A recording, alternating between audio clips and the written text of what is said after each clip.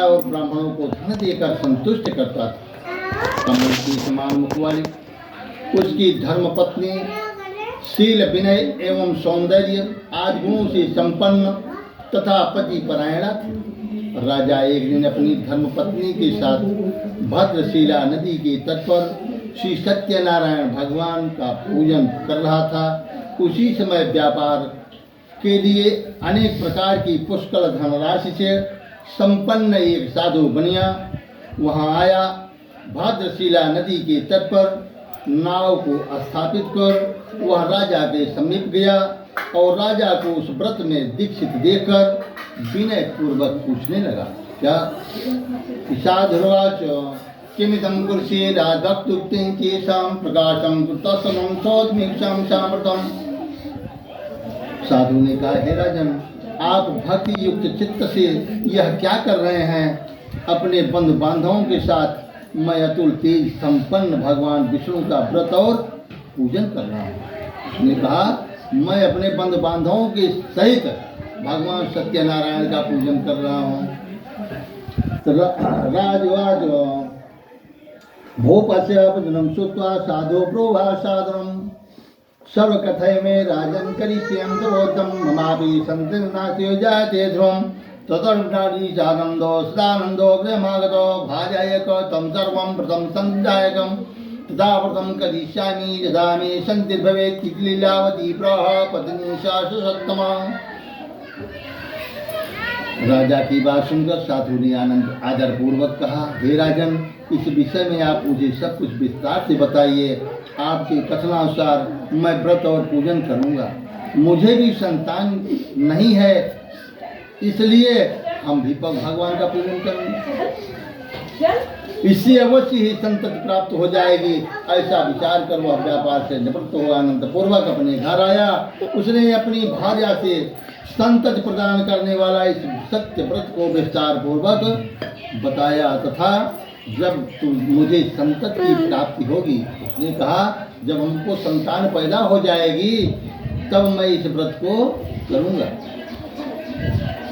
इस प्रकार उस्तादों ने अपनी भार्या लीलावती से कहा कि एकस्मिन् दिवसे तस्य भार्या लीलावती सती भर्तुक्तानं चित्ताभूतपरायणा गर्भिणी च भूतस्य भार्या सत्यप्रसादतः 10वें मासे तस्य कन्या रत्नमजायत।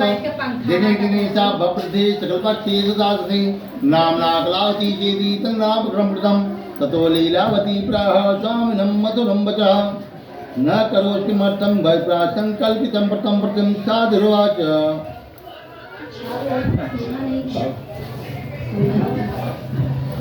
एक दिन उसकी लीलावती नाम की सती साध्वी भार्या पति के साथ आनंद चित्त से ऋतुकालीन धर्माचरण में प्रवृत्त हुई। वह भार्या गर्भिणी 10वें महीना में उसने प्रज्ञा रत्न की उत्पत्ति हुई और वह शुक्ल पक्ष की चंद्रमा की भांति उस कन्या का नाम कलावती रखा गया। यह नाम रखा गया। इसके बाद एक दिन लीलावती ने अपने स्वामी से संकल्प लिया था क्या कि हमारे कोई संतान पैदा हो जाएगा तो भगवान आपका पूजन करेंगे। आपने अभी तक नहीं किया, अब तो कर लीजिए। दुनिया बोलता क्या है, कभी तुम्हारे समझ में नहीं आता। अरे इसकी छठी किया, इसकी बढ़ाई किया, इतना धन नष्ट कर दिया। अब जब इसका विवाह करने लगूंगा तब भगवान का पूजन कर लूंगा। पत्नी शांत हो गई, वो अपने व्यापार को चला जाता है। साधुर्वाच विवाह समय त्वस्या करिष्यामि प्रथम प्रिये ईद भार्या समास्य जगोम जगरम व्रतम ततः कलावती कन्या बभृति पीतृवेदमनिं ज्येष्ठा कन्या साधु सगरम सगरीशः मंत्रदातो तंदो तं प्रेष्यामा धर्मतः विवाहार्थ कन्याया परम से संविचार्यत् तेनाज्ञप्तदूतोऽसौ काञ्चनं दग्रम्य तस्मादेकं प्रणेतपुत्रं समादाय गतो ईशः दृष्टातो सुन्दरं बालं प्रणेतपुत्रं गुणान्वितं ज्ञातबन्धीशार्दं प्रत्युष्टिं चेतां दत्तवान् सात् पुत्राय कन्यां विधिविधान्तः। साधु बोला, हे प्रिय, इसके विवाह के समय में यह व्रत करूंगा। इस प्रकार अपनी पत्नी को भली भांति समझा बुझाकर अपने व्यापार में चला गया। नगर की ओर गया। इधर कन्या कलावती अपने पिता के घर में प्रतिदिन जैसे चंद्रमा शुक्ल पक्ष में बढ़ते जाते हैं धीरे धीरे, वैसे कन्याएं अपने घर में आगे बढ़ती हैं। पुत्र नहीं बढ़ते लेकिन कन्याएं जल्दी बढ़ जाती हैं, आज भी है। एक दिन साधु बनिया अपने पुत्री को अपने सखियों सहेलियों के साथ खेलते हुए देखा। अपने मन में सोचने लगा कि अब तो हमारे बिटिया का विवाह योग्य हो गया है, अब विवाह करना चाहिए हमको। कन्या के विवाह के लिए अपने दूतों को बुलाया, उनको बताया कि जाओ हमारे कन्या के लिए सुंदर वर ढूंढ के खोज के ले आओ, अब हम विवाह करेंगे। ऐसा दूत से कहकर शीघ्र ही उसे दूत लोगों को भेज देते हैं। उसकी आज्ञा प्राप्त करके दूत कंचन नगर गांव में गया। वहां से बनित का पुत्र ले आया, बनिया का पुत्र ले आया। उस साधु ने उस बनित पुत्र को सुंदर और गुणों से संपन्न देखकर अपनी जात के लोगों तथा बंधु बांधवों के साथ संतुष्ट चित्त होकर विधि विधान से बनित पुत्र ने कन्या का विवाह कर दिया। अब बढ़िया अपने बिटिया का विवाह उस बालक से कर दिया और भगवान का पूजन नहीं किया। ततो भाग्यवशास्तेन विस्मृतं प्रत्युत्तमं विवाह समय तस्यास्तेन दुष्टो भूतस्पृहो ततः काले नियतो निधिकर्म विशारदः वाणिजा शीघ्रं जामाति शैकामणि रत्सारंगे दत्त्वा सिंधु समीपतः वाणिजां रोषाधो जामात्वा श्रीमता सह सौगदानगरीरम्भे चन्द्रकेतो निपश्य ऐतस्मिन्नव काले तो सत्यनारायण प्रभो भ्रष्टप्रतिमालोकं शापं तस्मै प्रदत्तवान् दारुणं कठिनं चास्य मादुःखं भविष्यति। उस समय वह साधु बनिया दुर्भाग्यवश भाग्यानुसार विवाह के समय में व्रत न करने के कारण भगवान उस पर रुष्ट हो जाते हैं, क्रोधित हो जाते हैं और उसको श्राप दे देते हैं। अब भगवान इधर रुष्ट हो गए और इधर अपने दामाद को साथ में लेकर के अपने व्यापार करने के लिए चल देता है। दुनिया अपने दामाद को साथ में लेकर के अपने व्यापार में चला गया।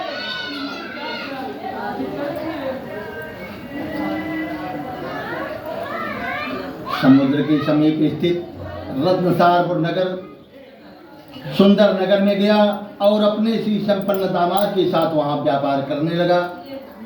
तदनंतर वे दोनों राजा चंद्रकेत के रमणीय उस नगर में गए। उसी समय भगवान सत्यनारायण ने उसे भ्रष्ट प्रतिज्ञा देख करके, लेकिन तो बहुत गलत प्रतिज्ञा कर लिया, गलत प्रतिज्ञा कर लिया, किया नहीं तो कहने से क्या मतलब, नहीं कहना चाहिए। इसलिए भगवान ने उसको वहीं श्राप दिया। भगवान श्राप देते थे, जाओ तुम्हें सुख प्राप्त होगा, यह श्राप दे दिया।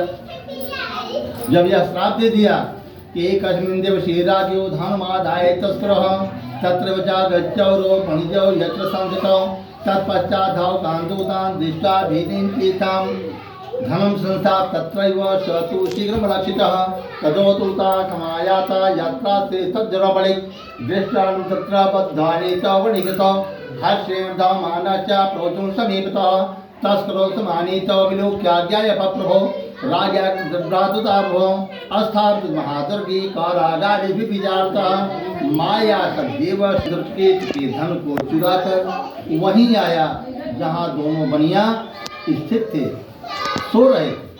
वहीं चोर चोरी करके आ जाते हैं। वह अपने पीछे दौड़ते हुए दूतों को देखकर भयभीत होकर डर के कारण सारे सामान को वहीं रख देते हैं और रखने के बाद वहीं से चोर भाग जाते हैं। जब सिपाही लोग जब पीछे जाते हैं देखते हैं कि हमारे राजा का सामान तो सब पड़ा है और यही दोनों चोर हैं। आप फंस गए, चोरी नहीं किया पर चोर हो गया।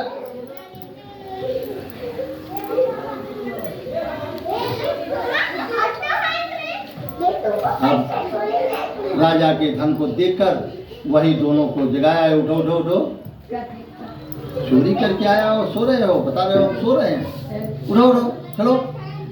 सामान भी ले लिया, वो दोनों को हथकड़ी लगाकर लेके चल दिया राजा के पास।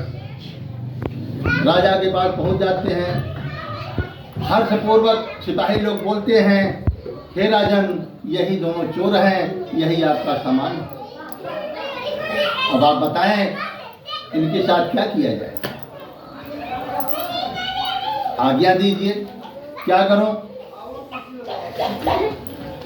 आज्ञा से दोनों शीघ्र ही दृढ़ता पूर्वक बांधकर बिना विचार किए महान कारागार में डलवा दिए। राजा से बोला, राजा बोला, ले जाओ तो महान कारागार में डाल दो, जिसमें बहुत कष्ट मिलता है, उसी में ले जाओ डाल दो। भगवान सत्यदेव की माया से किसी ने उन दोनों की बात नहीं सुनी, दोनों भाइयों की बात कोई सुना ही नहीं। और राजा चंकेत ने उन दोनों का धन भी ले लिया। जब धन ले लिया,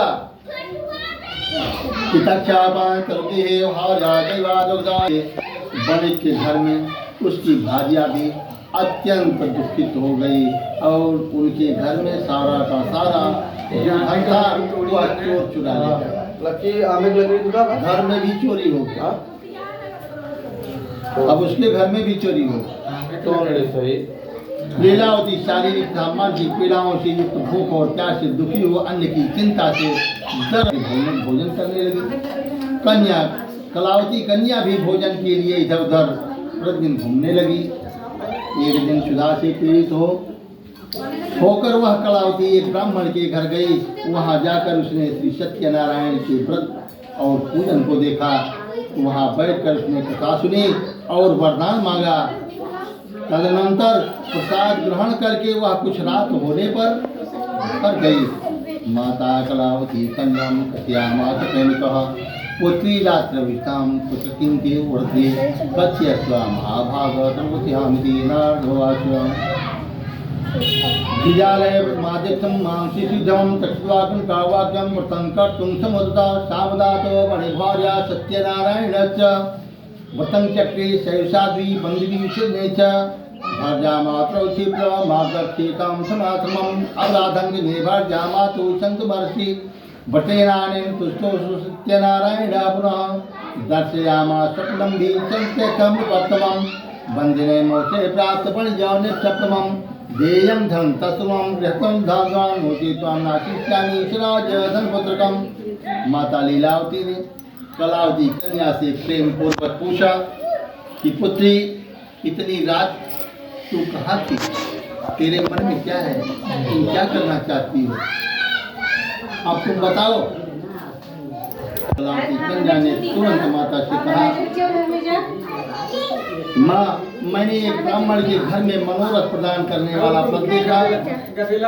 कन्या की उस बात को सुनकर वह वणिक की भाजा करने को उद्यत हुई और प्रसन्न मन से उस साध्वी ने बंधु बांधवों के साथ भगवान श्री सत्यनारायण का व्रत किया तथा इस प्रकार प्रार्थना किया, हे भगवान, आप हमारे पति और जमाता के अपराध को क्षमा करें, वे दोनों अपने घर शीघ्र आ जाएं।